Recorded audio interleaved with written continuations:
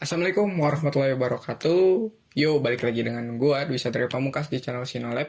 Nah, di video kali ini gua mau ngebahas tentang Premiere Lesson part terakhir, yaitu adalah rendering.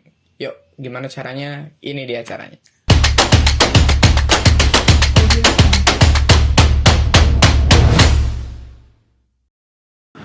Oke guys, sebelumnya gue mau ngasih tahu dulu kalau cara rendering video kalian yang udah kalian edit di Adobe Premiere Pro itu ada dua.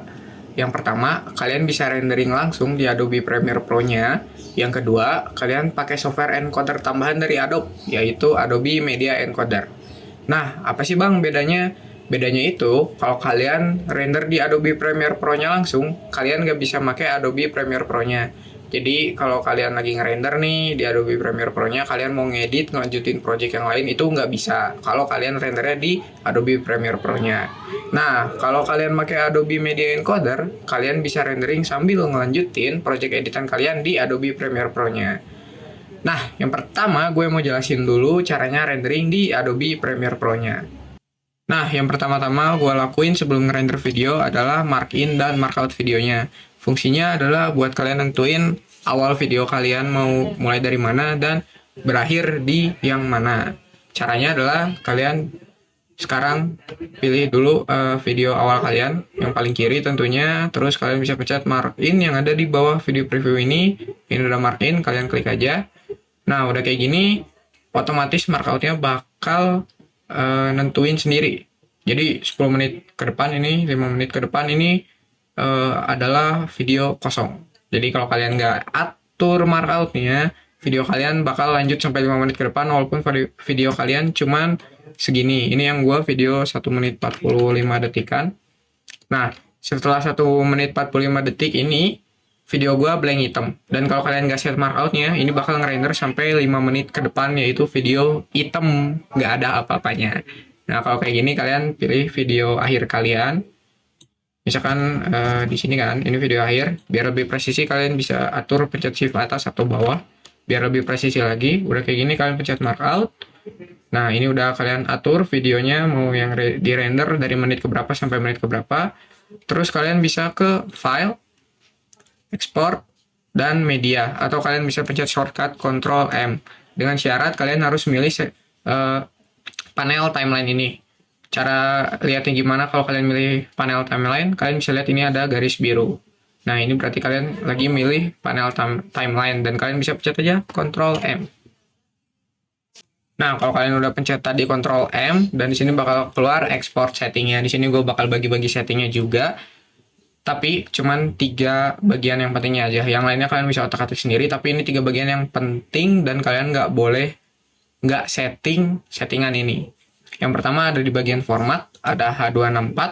H264 itu adalah MP4 ya, yang support di semua device sekarang.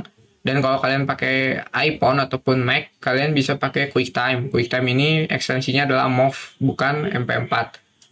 Tapi karena iPhone juga udah support MP4, jadi kita bakal pakai H264 aja untuk keseluruhannya.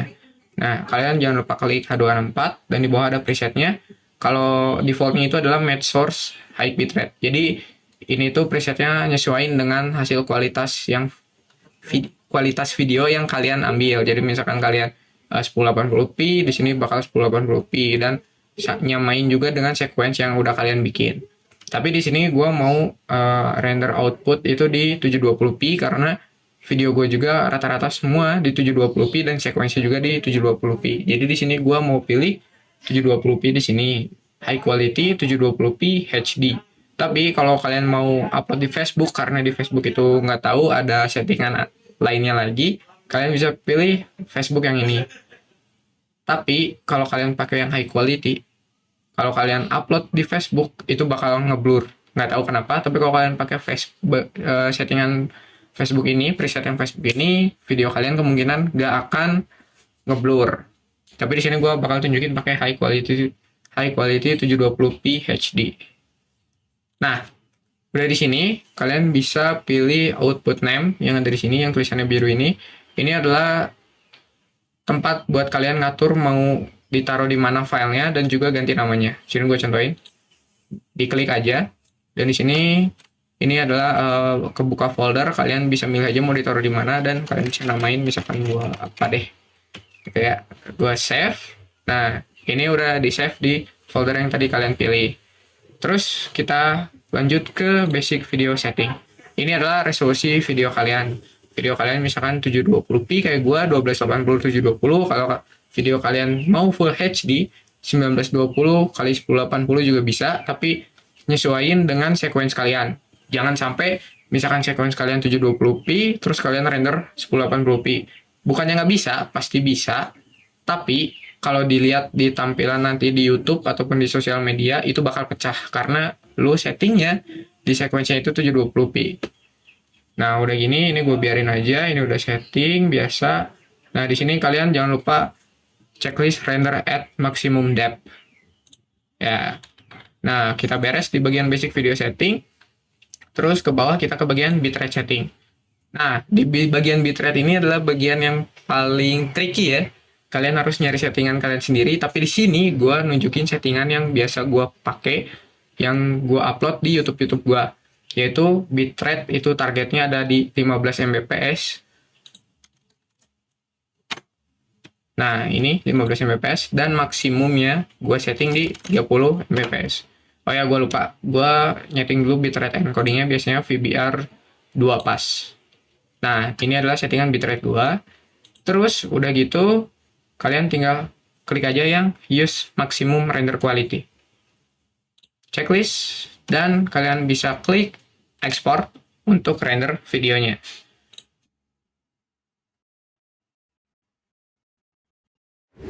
Nah, yang tadi kita ngerender pakai Adobe Premiere Pro, sekarang kita ngerender di Adobe Media Encoder.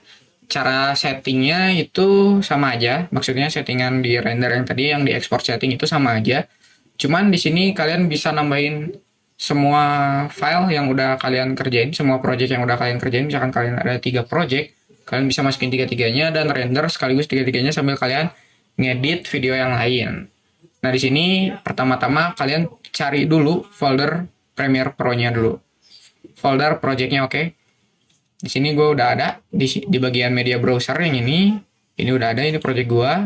Kalian klik aja 2 kali. Dan kita tungguin dulu di sini connecting. Nah, dan ini yang ada di sini itu adalah folder yang udah kalian add di project Premiere Pro kalian. Dan jangan lupa di sini kalian harus pilih sequence yang isinya video yang udah kalian edit. Di sini gua udah pisahin juga di foldernya dari sequence dan final composition. Bentar, salah. Salah saya. Nah, di sini ada sequence, ada 3 sequence, tapi gua ngeditnya itu di sequence yang namanya final composition. Nah, udah kayak gini kalian add aja ke QU yang ada di kanan ini. Caranya klik kanan dan import. Nah, kalau udah kalian import, bakal muncul di bagian kanan ini. Cara nyeting kayak di Premiere Pro, nyeting export settingnya kayak formatnya, terus resolusinya adalah gampang banget. Gini caranya, kalian klik aja ini, ada 3 biru ini bisa diklik 3-tiganya, tapi kalian kalau klik ini sama aja mewakili ini. Jadi kalian klik aja di mana aja bebas di 2 ini. Kalau kalian klik yang di output file, ini adalah buat output yang tadi yang kalian mau naruh filenya di mana dan namanya apa. Terus kalian klik aja di sini 264. Nah, ini bakal muncul tampilan export setting yang tadi kayak di Premiere Pro. Kalian setting aja kayak yang tadi udah gue contohin di Adobe Premiere Pro. Kalian setting aja kayak format, preset, bitrate, basic video setting, dan ini di checklist jangan lupa. Kalau udah kalian klik OK. Dan buat rendernya adalah kalian klik tanda play yang ada di kanan ini. Nah, ini start QU atau kalian pencet enter. Dan end down, kalian bisa ngerender sambil ngelanjutin project Premiere Pro kalian. Jadi nggak usah nungguin di Premiere Pro-nya selesai ngerender. Kalian bisa render pakai Media Encoder. Ini solusi buat kalian yang punya project banyak banget, mau sambil ngerender, tapi kalian sambil nge-project juga. Oke, tadi gue udah ngejelasin caranya ngerender pakai 2, yaitu pakai dari Adobe Premiere Pro-nya langsung dan juga pakai Adobe Media Encoder. Nah, untuk dua versi Adobe ini harus sama ya. Kalau misalkan kalian pakai yang CC 2020 ke atas, kalian harus pakai yang sama, yaitu CC 2020 ke atas juga untuk Adobe Media Encoder-nya.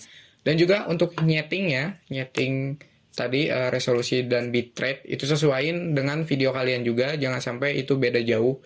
Dan bitrate itu ngaruh banget buat video kalian jernih. Nah, itu aja penjelasan gue kali ini tentang Premiere Lesson part terakhir, yaitu rendering. Jangan lupa like, comment, dan subscribe-nya. Dan juga share juga kalau misalkan ada teman kalian yang butuh cara-cara ini, Premiere Lesson, atau baru yang belajar Adobe Premiere Pro, kalian bisa share video ini, yaitu yang di playlist Premiere Lesson. Oke guys, seperti biasa, thank you for watching and see you in the next video. Bye-bye.